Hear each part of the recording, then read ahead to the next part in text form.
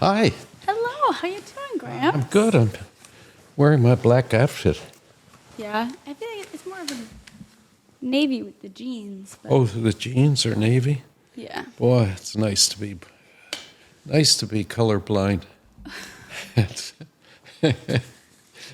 I didn't say brown though. No. That was good. Yeah. Yeah. You having a good morning? Good afternoon?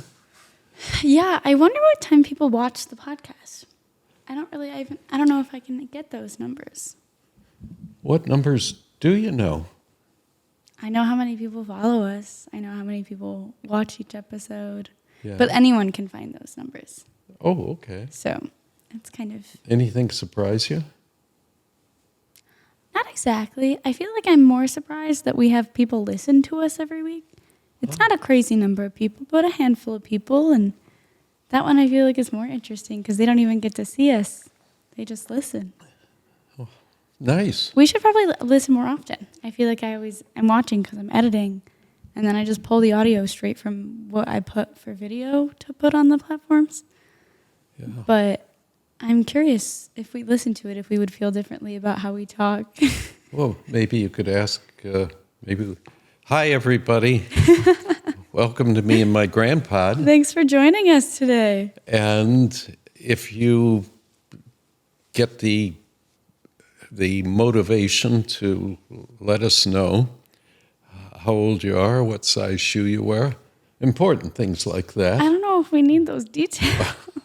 We don't need those details. We're not doing anything about people's shoe sizes. No, but I thought, just as important as anything else. Yeah. So it is true. We don't know you. And Yeah. when someone asked me recently, what age group are you trying to reach? That was a real stretch for me. At first I said, well, I'm interested in the old people. Mm-hmm. But there aren't all that many old people left. That's not true. Well, according to the government numbers, those people who are my age and older represent less than 4% of the population. But you're right, a lot of them could be listening. Yeah. Yeah. And then I said, well, what about the 60-year-olds? Although when I went to the battery store recently, I asked the manager, do you listen to podcasts? And he said, oh, I love podcasts. Yeah. I said, well, here's one you can listen to. And I told him, he said, I'm going to listen. Yeah. He wasn't 40 years old. Yeah. So what else could we ask people? The big thing is what questions do they want us to answer? Okay. Do they have something they're curious for us to talk about or our perceptions on a situation? There are some people who do podcasts that are all about, there's a website called Reddit where people will go post things and have conversations and respond to each other. And sometimes things really come out of pocket or out of left field. They're weird questions or conversations. And there's some podcasts where every single week they read these stories of people and they're like, am I the person in the wrong in this situation? And so they read it and talk about it. So they don't even talk about themselves. They're just fully talking about other people's lives and stories and giving their kind of views on those. So if people had questions for us or things they'd want us to talk about or those kind of things. I did notice that this is February, which is Black History Month. It is, yeah. Yep. So I thought, let's go back in my mind. When did Black History Month start? That's a good question. 1976. Okay. I was going to say before I was alive, Almost 50 years. So, I feel like I've always... So who did this? Okay. I'm assuming you have the answer. Of course. Okay. I was old then. Yeah. I was in 76. I was probably 34. Yeah. Anyway, it was initiated and put into effect by one of our presidents, Gerald Ford. Ah, okay. Who happened to be a Republican. Mm-hmm. Hell would freeze over before the Republicans would start a Black History Month, let alone try to support it today. Mm-hmm. So I kind of thought back, because Ford was aware of the great accomplishments throughout history that Black Americans from all over the world, what their accomplishments were and how they added to this country. Yeah. And he thought it was long ignored. Mm-hmm. And so he put it together and got the necessary passages and notifications. And so then I thought, what do I do anything now about Black? I mean, what goes on? Do people your age do anything about Black History Month? Well, that was kind of my, as I was thinking about it for this episode, I kind of, obviously, it's got to be different for people your age for a number of reasons. And I wonder if there's kind of a dip because you were alive during MLK and the big civil rights movements. And then I feel like there's that gap of time of kind of my parents and people in that kind of area. And then I feel like with Black Lives Matter coming out of COVID, there's another kind of wave of this awareness of the differences we have in our country around race and the issues there. So I feel like my generation has a second awareness kind of it. And I wonder if people who are in that middle zone think about it less, don't really care about it as much. Or to start off with, does your generation even think about it or care about it? Oh, I'm sure it's part of all our history. Yeah. I'm sure they do. How old were you when all that was happening? Well, I think first, my first experience in dealing with anything that had to do with Black people was when I came home and said the N-word when I was in elementary school to my mother, and she dragged me over to the kitchen sink and stuck a bar of soap in my mouth. Yeah. And she said, "Where did you hear that?" I said, "Somebody at school said that." She said, "You know what it means?" I said, "No." Mm-hmm. And she told me. And we had, I was on the west side of Chicago, and we had people from everywhere. Yeah. I didn't even know what it was about. But I think when I was 13, I was already driving. Yeah. And my uncle, Charles, worked on Michigan Avenue in Chicago, and he was head tailor in a big men's clothing store. Yeah. He had 10 tailors who worked underneath him, and so if somebody went in and bought a suit or a jacket or a pair of pants, they would fit them automatically. But my Uncle Charlie's great love was really horses. Okay. And the racetrack, as well as baseball. Chicago had both the White Sox and the Cubs. Mm-hmm. And tell me if I'm talking too much. No, keep going. Okay, so Uncle Charles bet on the horses. Yeah. And the way he bet on horses was he would call his brother, my father, Maury, and say, "Maury, you got to place a bet at Arlington Racetrack in the third race today. Yeah. The number of the horse, how much to bet," and they were partners in doing this. Mm-hmm. And somewhere Uncle Charlie would find out winners. I don't want to imply or say things were fixed, but one day he called and said, "Maury, we have to go to New Orleans." Which is pretty far away from Chicago. Oh, my goodness, yes. And remember, in 1956, there was no interstate system. Okay. So you're going to have to drive through the night and get to New Orleans and to the track on Saturday in time to place a bet on this horse, $1,600 to win. Now, in 1953, $1,600, a lot of money. Yeah. You buy a car for less than that. Yeah. I think a new Volkswagen was about 12 grand. 12 100. Well, whatever it was nothing like today. Yeah. And so I didn't have a driver's license, but I've been driving since I was 12.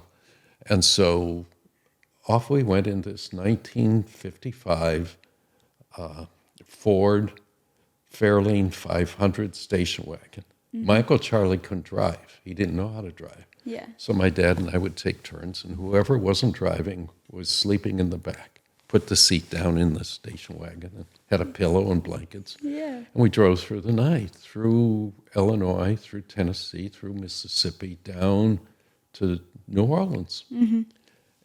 And we went to the track. And there I went to get a sandwich or something. Yeah. And I went to the wrong place. Guy Like says, downtown in the city? no, at the track. At the track. I didn't know that was a white-only sandwich place. Got it. He says, you're in the wrong place. I went to the Negro, colored only. They had colored.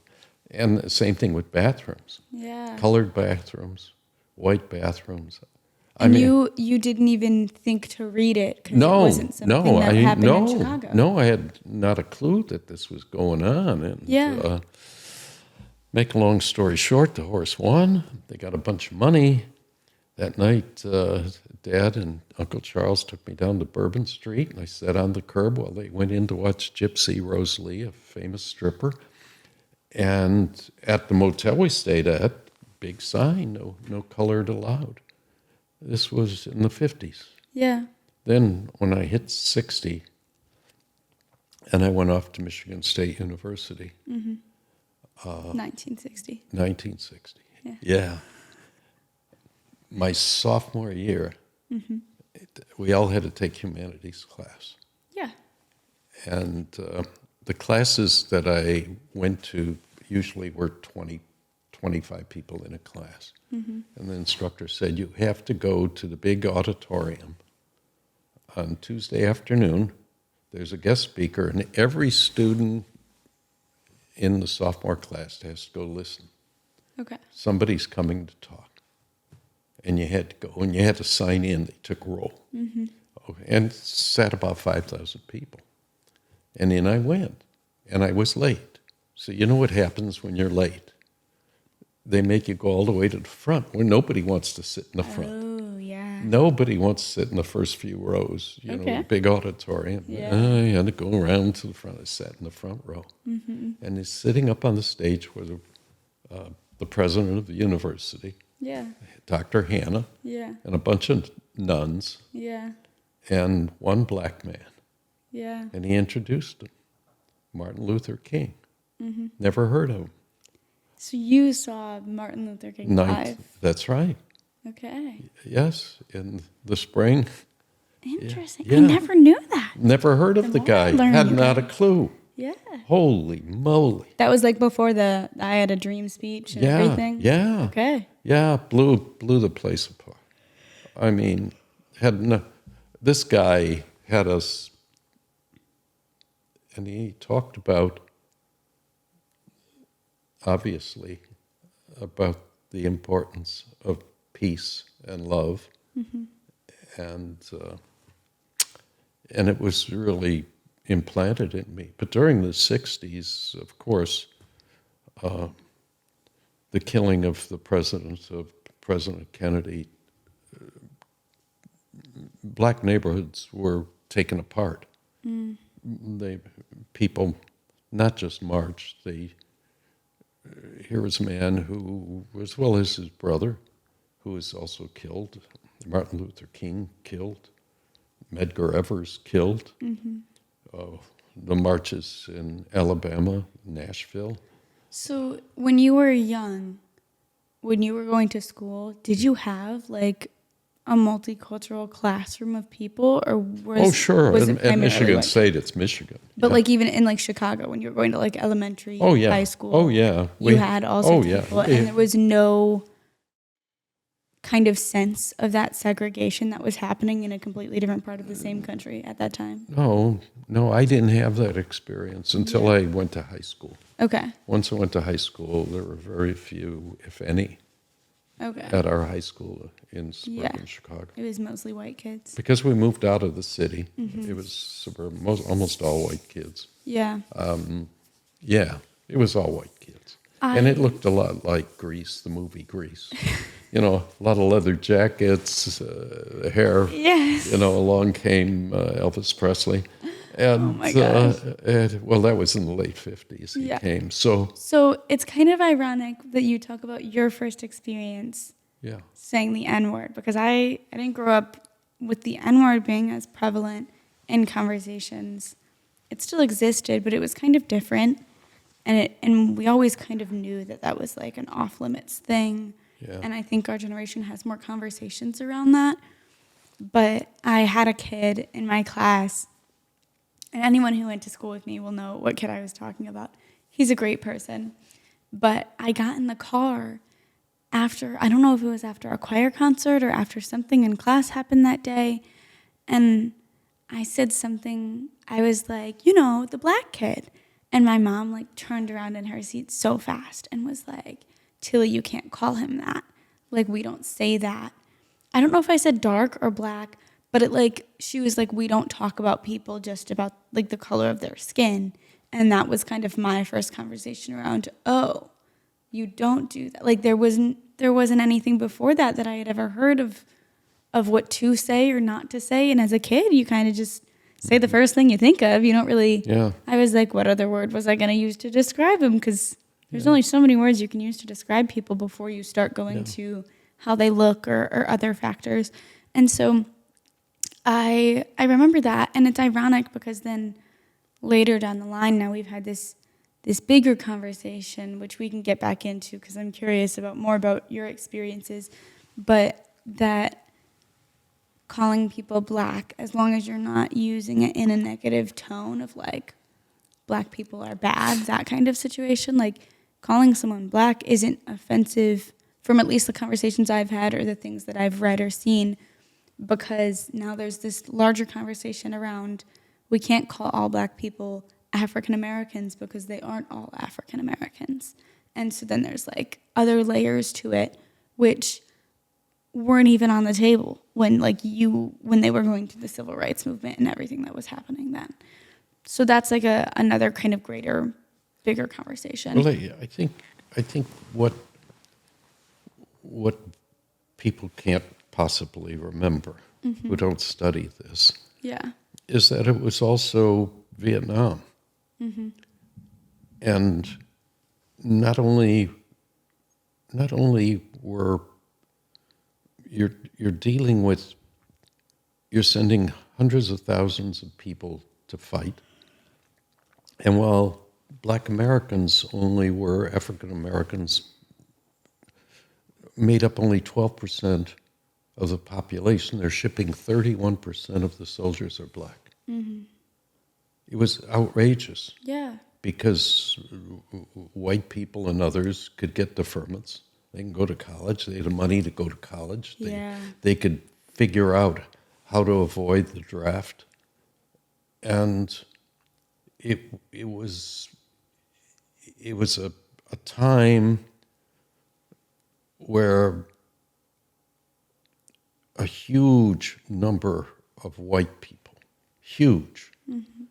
would march against the war, against all of those things that were happening.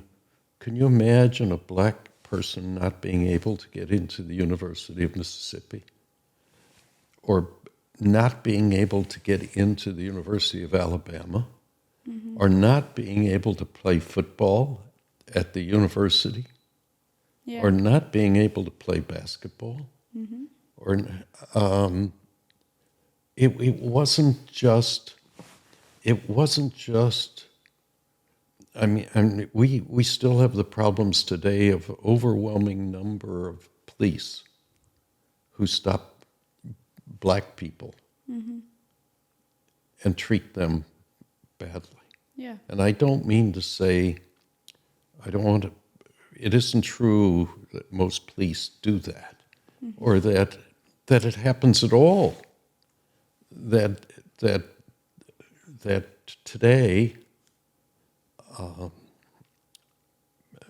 there is still a great deal of animosity to people who have dark color. And if you say, okay, what happened to you next, Michael? What did you do? So you saw Martin Luther King Jr. Yes, and I participated in marches on the campus. Okay. And participated in marches other than the campus. And you're also dealing with what was Cassius Clay or Muhammad Ali, world champion, who I had seen in Detroit. Okay. College kids then would, the way you saw a prize fight, you couldn't get it on TV. Yeah. You had to go to a big theater somewhere and pay a fee to see a live. The start of pay-per-view. Yes, on a big screen in the movie theater. Yeah. So a bunch of us, we pooled together, went down to downtown Detroit to see the fight. Yeah. And of course, he was a magnificent person. Yeah. But there was real hatred of people because the country was as divided as ever. And today we see the divisions of in politics but when you were a kid in school, did you talk about the history of slavery in America? Oh, sure. You did. In Oh, classes. absolutely. Like, what memories And not only that, when I was a teacher in a high school in DeKalb, Illinois, we certainly taught about it? Well, we taught about it. Your aunt was in high school, a junior, in Fairview, Tennessee. She had a teacher who was also the basketball coach at the high school, former basketball coach. And he was, they were covering the Civil War, and he began to make statements that were simply not true, both about slavery and the war. And knowing your aunt, she stood up in class and said, that's not true. And the teacher told her, said some nasty things to her and tried to shut her up. So she comes home and she talks to her mother and me. And now here I'm a professor at the university. Off we go to see the superintendent of schools in Franklin, Tennessee. And we explained to the superintendent what just occurred. Yeah. Man, let me tell you, he was livid. Yeah. Oh, he got the school principal, and but we were in the minority because this is a very southern rural. Now it's suburban, but then it was rural where we had our little horse farm in this little community, and we loved being there. Yeah. But the teacher had to apologize to the class. I was going to say, it's really interesting because when I was young, they teach us the generic, this is what slavery was. But I mean, now we're having, as an adult, I'm able to have real conversations around what we were taught or kind of the way we're brought up or being white in America and the way we're treated or the privileges that we have. And I think it's like ironic that we can sit here on our soapbox as white people talking about Black History Month. And it goes back to like there's so many other layers to it. But I'm curious, like, did you guys, because now there's this big conversation around we should not just know the basis of there was slavery, then there wasn't slavery because there was the war, and then they still didn't really have rights, and then there was the civil rights movement, and then there was like the push for them to actually have equality. on top of like women's equality. And then today we're still dealing with layers of it. But like it goes back to, we didn't really learn about many, and I still like, I'm definitely ashamed of it. Like we still don't know or have like genuine knowledge around other important Black people in the world. Like their entire history gets erased. And so, yeah, it's easy to talk about Rosa Parks and MLK, but it's like how many other important people did great things that we aren't taught about as white people, because it's easy to think about all the white people. And I mean, it's very similar, like growing up in STEM and science, the number of dudes who invented things, who made big discoveries in the science world. There were so many women who were along their sides doing it, or they were doing it, and the men get to take credit for it because women weren't allowed to be in charge or have their name on those papers or be named as the discoverer of something big. And that's the only parallel that I can relate to in that sense of knowing that like so much of that history has been erased and people aren't exposed to it, and then it creates a negative mindset around that. That's why like it's hard for girls in STEM. Most girls drop out of being interested in math and science between 3rd and 8th grade. Like before they even hit high school, it's already seen as I can't do that because I'm a girl, because they're not exposed to the idea that there are girls who do that. Well, I think individuals can make a difference. Yeah. Individuals can make a difference.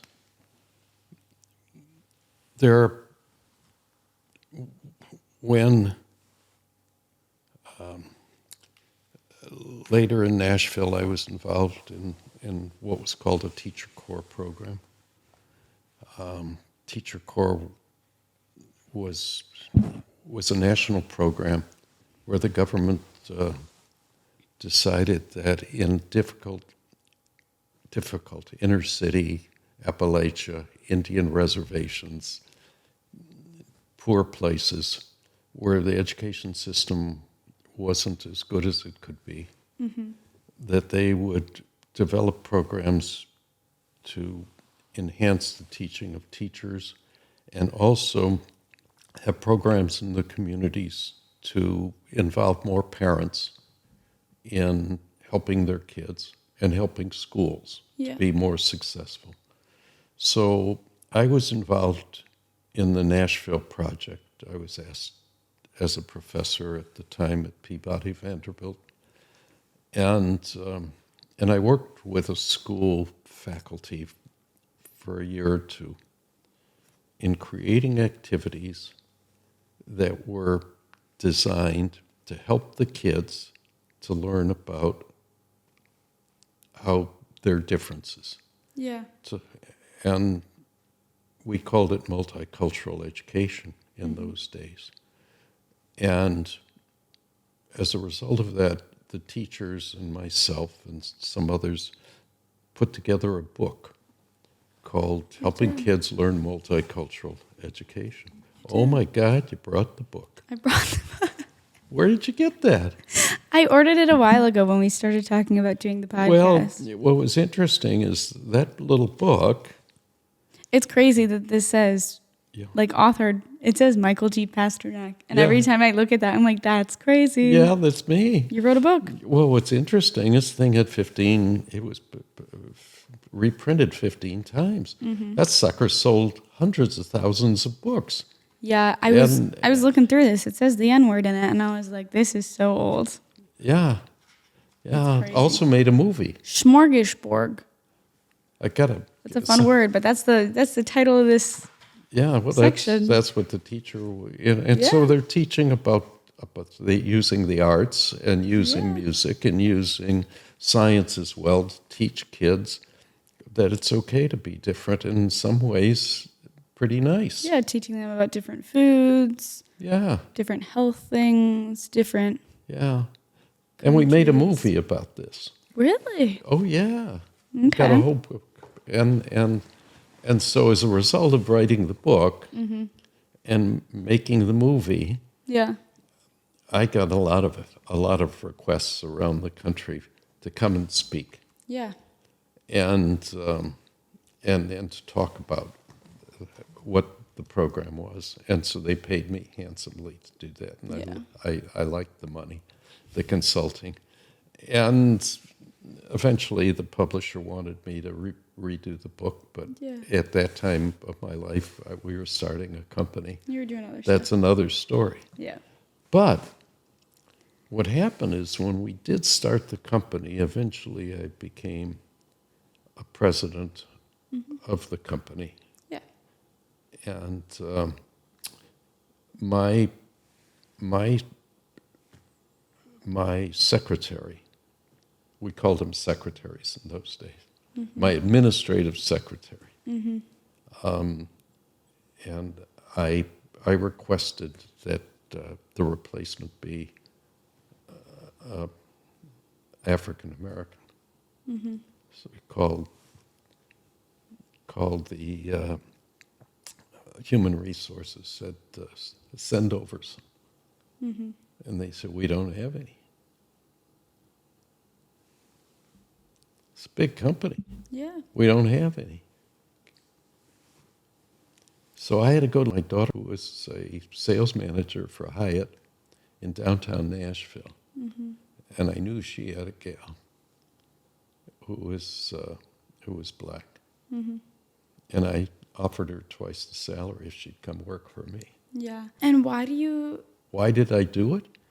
What exactly made you think, I'm going to specifically seek out a person of color for this position? Because companies who, in those days, and I believe today, but in those days, companies who were multicultural in nature, who had the diversity of cities and communities working within the company, I believe they'd be more successful. Yeah. I believed it, and I believe we had data to show it. And so, as president of the company, I had to say, hey, let's do this. Yeah. And so I did. And I remember going to a meeting of company presidents, and it was big in those days to have these meetings where you bring in, and you have topics, where you go off to a group of presidents. Sometimes president from Sears could be there, president from anywhere. Yeah. And you got about 25 people in the room. Well, we were supposed to have a speaker to introduce the concept of what they call it, cultural awareness. So in comes the teacher, big black man, sits down in front of 25 white guys. Yeah. I shouldn't say that. There may have been two women in there. Yeah. And he says, how many of you in this room are prejudiced? Raise your hand. And the only one in the room that raised their hand was me. Wow.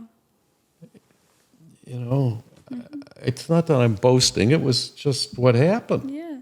But you also had a background where you were made aware of that, where a lot of people... Well, hey, what's going on in the rest of these guys are educated people who've been around. I mean, many of them were much older than I was, and so... But you specifically wrote a book around multiculturalism, which is a lot more than most people at that age were doing. I knew I was prejudiced. And he said, well, what would be an example of you being prejudiced? Yeah. And I said, okay, it's late at night. I'm walking home in downtown wherever. Yeah. And crossing the street, and looking down the way, and I see a tall black man walking towards me. Let me tell you, I have a different reaction in my body and in my brain than if that guy was white. Or if I saw a white guy on the street. Yeah. Now, what does that mean? Yeah. Obviously, I'm predisposed. Yeah.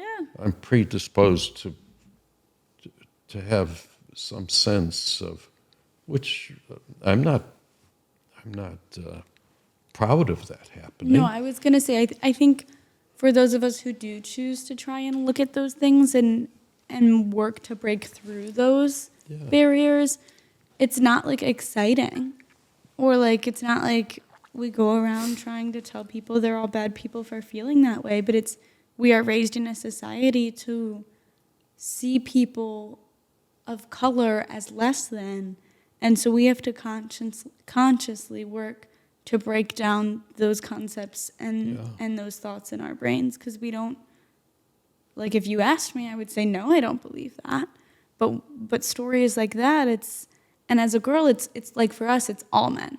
Whenever there was a man walking on the street behind me, I cross, like those types of things. So it happens in so many areas of our lives. We are prejudiced towards different groups or people. I think that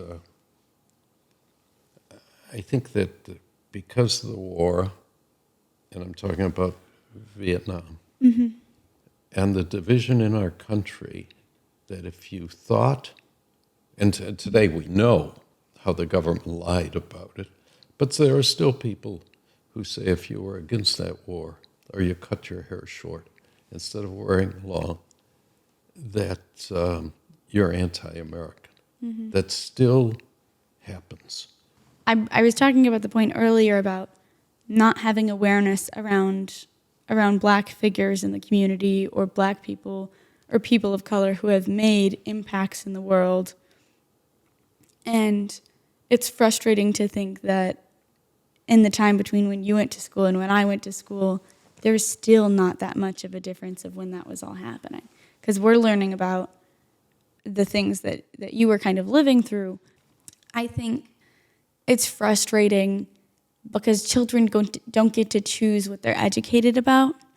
And it's the responsibility of the adults in our society to improve those education curriculums so that they include those things to help lower the level of bias and prejudice that we have against these communities, because awareness and knowledge is one of the biggest superpowers in creating that dynamic. Yeah.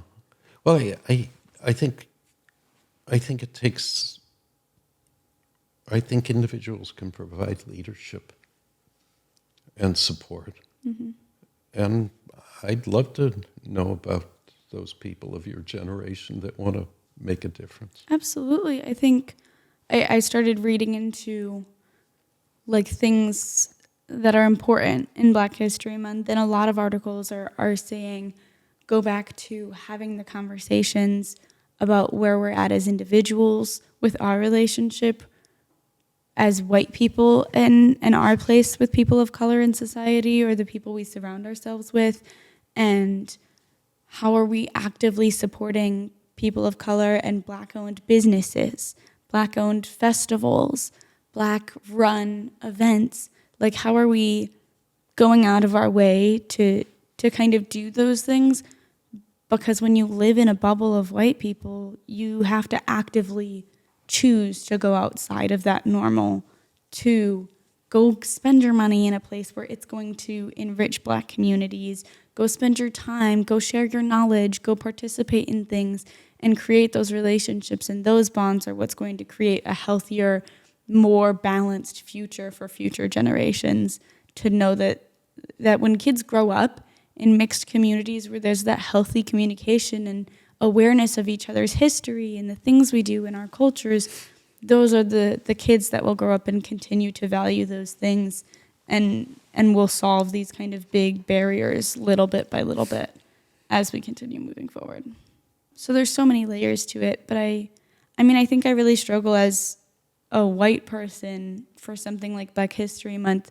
What role am I supposed to play in doing things? And it feels weird talking about it on a podcast. Like, I don't feel like it's my position to be proclaiming anything regarding this besides talking about our individual experiences and our feelings about it, and our thoughts about what we can do moving forward. But it's not my place to preach about people's lives who I have no idea what they go through on a daily basis. I have small moments of things that I can hope would relate to them and have conversations with them. And I do choose to have conversations with the people of color in my life and try to be aware of what they go through and be there for them and have conversations to see if there's anything I can do to make it better, or me as a white person, what I can be doing. But it's vulnerable. You have to be willing to say, I am in no place to have a word in this conversation, to claim any right to knowledge, to claim any right to answers. It's not our job to tell them how to feel or what they feel is right. And that's a difficult thing to like have to sit with sometimes. Well, I don't know what it means to be your job or my job. I think that just by you talking about this today, hopefully you'll influence some other people to think about it and be concerned about it. Yeah, I think that's the only thing that we as white people can do. Well, I think we can do more. We can support other programs that both in schools and the community, which I think you alluded to. Yeah. And so I do believe you are making a difference, or trying to, by the very nature of us having this discussion on this program. I mean, one of the things that we avoided was, which maybe we sometime could talk about, is, Grandpa, in what ways have you been discriminated about? Mm-hmm. In what environments? Well, I don't think this is the place, like this episode talking about Black History Month as white people, like it's like our experiences or those things are a completely separate conversation to the conversation around our realization around the differences we have in our country of us being white versus there being people of color in our communities, and then what can we do with the knowledge that we know that there's issues around segregation or racism or imbalances in this country. And I think it's just kind of a delicate leaf of it's not our place to always dictate where those things can go, because for all of history, it's been white people making the choices and saying what should or shouldn't happen. And that's how we ended up in this situation of having such differences and segregation in our country. And so, like, it's important as much as it is for us to use our privilege to help those who are in a lesser place or struggling wherever they're at. It's also our position to be ready to sit back and let other people and support them in whatever they feel is needed from our community to work on this. Yeah. Well, it's okay that I disagree with you. Yeah. I'm disagreeing right now. Okay. I believe that prejudice and intolerance relates to not just black-white. Absolutely. That it has to do also age. Yeah. And sex and all I'm of saying these. Specifically around the black issue and segregation, we as white people have done enough deciding what the right way to fix things or have those conversations are. So it's time for us to listen to them. And what I'm trying to say, and I'm not doing it very well, is that I think there's a thread of people who may be bigots that also might also support the notion of women not having freedom. They're linked, absolutely. And we could link, so it's not just the black-white issue. Yeah. It's a bigger issue that is being dealt with by the Anti-Defamation League or ACLU and others, and I think you want all of these peoples that are feeling a sense of oppression to join in and support Black history as well as other issues that are similar. Yeah. Okay. Well, I think we talked about a lot today, and I think I'm grateful you're kind of in a place where you're willing to have these conversations, because I don't think everyone in your age group is as willing to talk about stuff like this so freely. I wonder why you say that. We can get into that. I wonder where your data is that maybe many people in my generation don't want to. Yeah. They may want to talk about it more than in your generation. We can talk about this later. But thank you guys all for joining us. Thank you, everybody. We'll see you next time. Bye. Bye.